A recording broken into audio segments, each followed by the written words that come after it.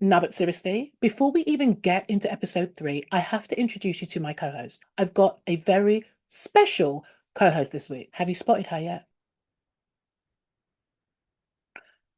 This bitch. This bitch has decided to rain on my parade, infiltrate my life, tech set pan me fierce. Look at it.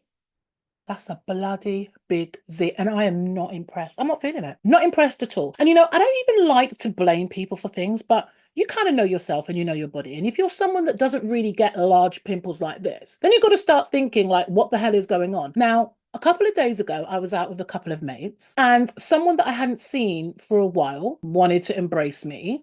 Now, I'm not blaming them, but it's just interesting that the next day when I woke up, there she was, just staring at me, mocking me, just disrespecting the ting. But yeah, before anybody decides that they want to give me tips on how to get rid of spots, listen, been there, got the t-shirt. I know how to deal with spots. I just don't want to be dealing with, do you know what I'm saying? Anyway, so yeah, we are not impressed, but a little thing like a spot can't stop the play, so to speak. So she's just going to sit there and mind her own kin business because, yeah, I got shit to talk about. All right, let's get into this. So we've all heard stories of women. Well, I mean, some of us may even have experienced this, but we've all heard stories about women that claim that they've been in situations with men where they would literally ask, are you in yet? And the guy would be like, yeah, I've been in for a minute. And it's just really awkward and it's embarrassing and it's cringe for everybody involved. Basically, these stories kind of imply that his deck is so small that you can't even feel it going in. Now, I'm not entirely convinced that these stories are true. Personally, I've never been in a situation like that. And I find it quite hard to believe that that's a thing because the way the vagina is set up is very sensitive. It's like super sensitive. You could take like a cotton bud and insert that into the vagina and you would feel that. Okay, it's not going to give you any pleasure necessarily, but you would feel it going in because it's something that's entering into a space that is covered in nerve endings. It's super sensitive. So yeah, I don't know how true it is that a man could be so small that the woman receiving him doesn't actually feel him inside. However, I would agree that there are some men that are smaller than others. So the sensation that you might feel with them is maybe not as intense. Let's be nice. I mean, having a small peen is real life for some. I want to talk about micro penises. I want to talk about it because having one is actually more than just a diss. It's not just something that we throw out as a way of offending someone. It's actually real life for some men. The term micropenis is a real one. It's a real medical term. And it's actually used to describe any penis that is 2.5 standard deviations below the average penis size for that age or developmental bracket. So for adults, we're talking about a penis that is less than 2.5 inches erect. Now, bear in mind, stats from the British Journal of Urology International tell us that the average erect penis is roughly between 5 and 5.5 inches erect. That's average. Now, again, as always, there's guys who are thinking, oh, 5.5. That's a joke. Man's packing with 7, man's got 8. What, man's got 9? Huh, I'm even working with 10. Whatever. That's not the point. The average size, according to this journal, it's between 5 and 5.5 inches erect. So a micro penis, by this standard, is actually, well, quite literally half the size erect. Micro penises are not overly common. They're not rare, but they're not like super common. You're talking 6 in every 1,000 men probably has a micropene. It is a condition that is usually recognized at birth. It's often linked with hormonal imbalances, or it could be the result of a genetic condition that impacts the growth of the penis. Now, I just know the burning question on a lot of people's mind is, how does sex work? I think it's fair to say having sex with someone with a micropenis will require some adjustments. I feel like positions will be a big one because, well, when you think about it, when you think about the technicalities of sex, I think probably missionary, bit of doggy is probably going to be the two main positions that prove most effective for someone with a micropene and for the recipient. In order to maximize what the recipient is feeling, I think these two positions would probably be most effective. And I say that because if something is small or smaller than quote unquote usual, there's likely to be a need to penetrate deeper or get an angle that makes it feel like you're penetrating deeper. I mean, that's just presumption because there's going to be less penis. So I just think that kind of makes sense and actually could probably apply to guys with smaller penises just in general. Like it doesn't need to be micro. You could just be smaller than average. I guess it would make sense there as well. True story. I actually interviewed a guy that had a micro penis for my website that I had few years back, Tinted Blue. He was more than happy to talk to me about how he kind of conducts his sex life, what that looks like. He was very open. And he basically said that he's the king of oral. He's the king of oral. He is the king of using his fingers to stimulate his women. And he likes to involve sex toys in the bedroom. It made me sit there and think, actually, I don't know whether many women would actually have an issue with that. You know, like initially you might think, oh my God, I've got a guy with a really small penis. How's this going to work? Then suddenly you're getting eaten, rubbed, stroked, caressed, and just made to feel amazing without the penetration. Now, as much as penetration is fun, it feels good, it feels nice, we know, and research has proven this, many surveys, stats, bits of research all point to this. And actually, anatomically, it makes perfect sense. The clitoris is the key to a woman's pleasure. So that needs to be stimulated. A penis, penetration, well, it's debatable that it does stimulate the clitoris. If it is going to do any clitoral stimulation, it's normally from the inside. As we know, the clitoris is bigger than what we just see externally. So stimulation of the clitoris from the penis is usually from the inside, but it's the outside that usually gets most women off, the bit that is external. So if he's less endowed, let's just say, and he does all those bits with extra focus on the clitoris, I kind of think, you've not really lost much, have you? Again, not trying to minimize the effectiveness of penetration or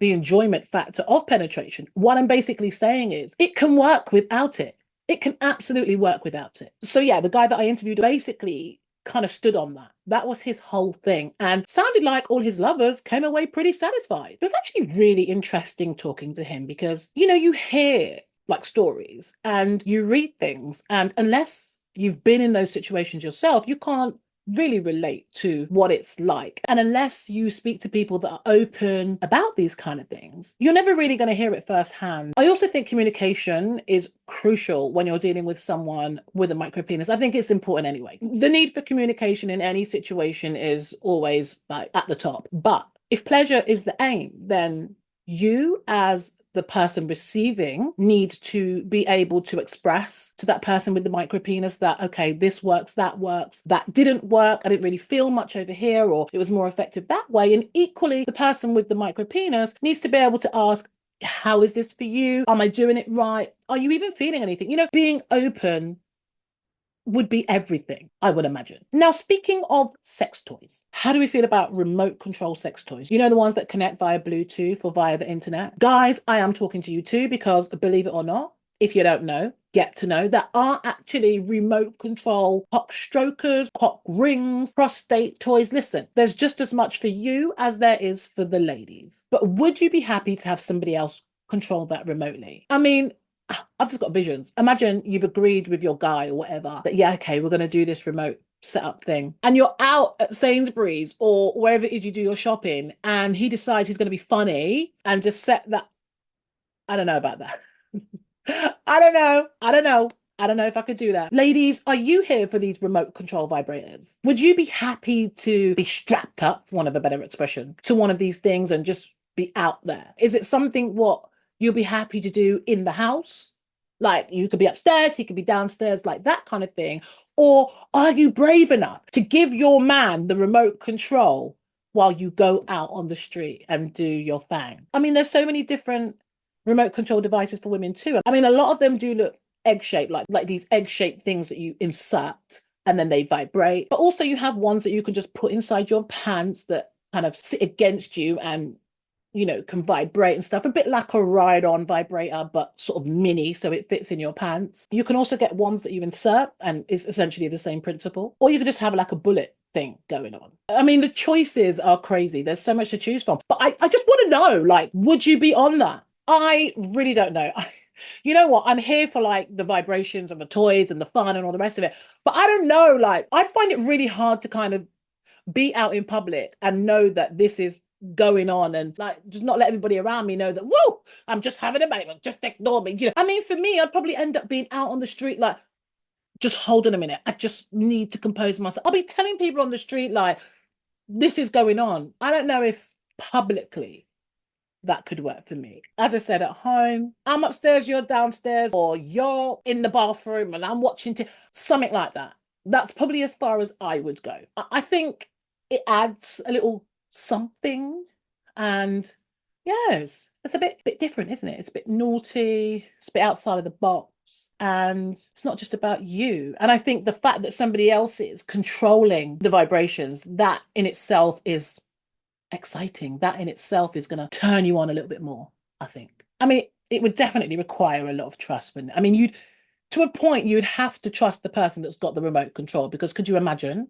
Like, could you actually imagine? Speaking of trust and feeling connected, here's another question for you. What's better, casual sex or connected sex? Both have pros and cons. Personally, I kind of prefer connected, because I just think there's something nice to be able to be connected to the person that you're having sex with. It just makes things better, in my opinion. You're free to express yourself, you're free to explore, you're less likely to be unsatisfied, because the more you get to know someone, I would like to think, the more you feel comfortable with them, the more you're willing to tell them what it is that you need and how you need it. When it's connected, you're familiar with each other, and the aim is to please each other, and you kind of know that you're both going to be satisfied because, again, you're comfortable with each other. It's not really a game of fumbling around and trying to figure out what works and what doesn't work, and is she going to like that? Is he going to like this? It's already there. You've kind of gone past that. And let's be real, that can happen with casual sex. Like, you don't know the person, or you only know them in a certain capacity. So your expectation, number one, is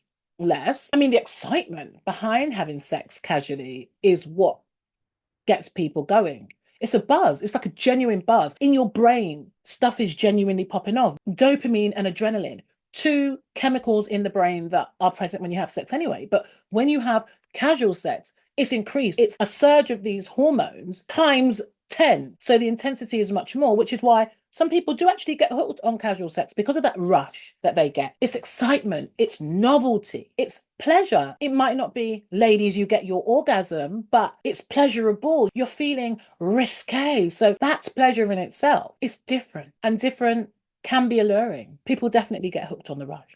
But there's another side to that. The feeling of detachment is real. After you've had your casual sex and he don't want to know you, or she's just cold as ice, you may start to feel a little bit of remorse. There might be some regret that creeps in. You might start to question your self-esteem, how confident you feel in yourself. It just depends on where you are mentally. And I always say to people, if you're going to engage in casual, you need to be there. You can't go in, like, one thing that people have to do is be real to themselves. You cannot go into a casual relationship if you're looking for a serious relationship. Like, there are people out here that will engage in casual situations, hoping, praying that this casual situationship turns into a relationship. 9 times out of 10, and it's not always the case, but most of the time, if something's casual, it's going to be casual. You're both just in it, both, 2, 3, whatever it is. You're in it for fun. You're not in it for anything serious. As I say, sometimes that can change.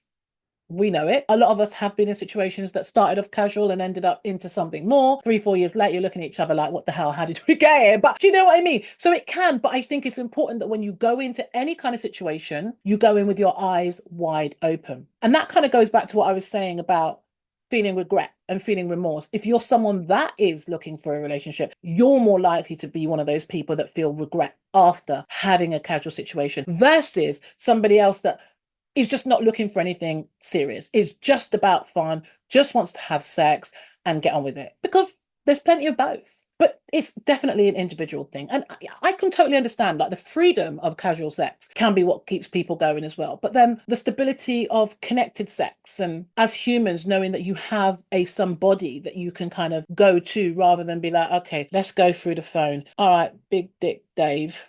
Too big. Small shot Sam. Could do with something a bit more. All right, let's go for medium Michael. Then you call up, and then what if he's busy? And then do you know what I mean? And it's like, what the hell? Like, who does he think he is? Refusing me. And it's all of that. Sometimes it's just too much. That's another episode. So yeah, just be true to yourself. Keep it real. I just don't want people to be mugging themselves off. Don't mug yourself. Like, always be true to yourself. I think that is important. And I really do stand by that. And I think sex can sometimes be one of those things where it's easy to get deluded. It's easy to pretend. It's easy to think you know what it is. And it's easy to think or act like you're cool with certain things when actually you're not. So always take time to reflect and just check in with yourself. I think that's so important. So important. Okay, so that got kind of serious, didn't it? Just before I go, I want to leave. This is pissing me off. Just saying. Like, I'm looking at it. I can see myself, obviously, while I'm recording, and I'm like, what in God? I don't know. I'm going to have to use one of those old wives hacks and just blitz this bitch. But anyway, just before I go, I want to leave you with a little something, something. Research has proven men that help with the housework get more sex. So, guys, if you're in a relationship with a woman and you're complaining about the lack of sex, get your pinny out. You don't need boxer shorts. I think most of us would prefer if you just had the pinny on. Get your feather duster, get your furniture polish, get your Hoover out, and get cleaning up. I promise you. She'll be like, oh. And then you'll be like, ah. And then it'll all be like, ooh, ooh. No, I'm just joking. But seriously, that's what research says. Research actually says that. So guys, give it a go. I feel like if you're in a relationship, it's always worth giving different things, new things a try, if not for a change in routine. What do you say? What do you think? All right, I feel like I'm out of steam. This zit is peeing me off, and I keep going on about it, but my attention is just drawn to it constantly because it's just, yeah, it's a bit buzz. It's a bit buzz. Anyway, if you've enjoyed watching me or listening, depending where you're hearing this, please like, when you get hair on your lip, it's all wrong today, isn't it? Spots, hairs on lips, like what the fuck? Like, it's not even hair from anywhere else other than from here. It's not like a dirty hair. What is a dirty hair? It's not like a naughty hair. It's hair from here. Anyway, I'm digressing. So yeah, if you like what you've seen or enjoyed what you've heard, please like, comment, and subscribe. If you like sharing, amazing. But most importantly, check back with me next week. Until then, peace from me and my zit. Trust me, this bitch will be gone next week. See you then.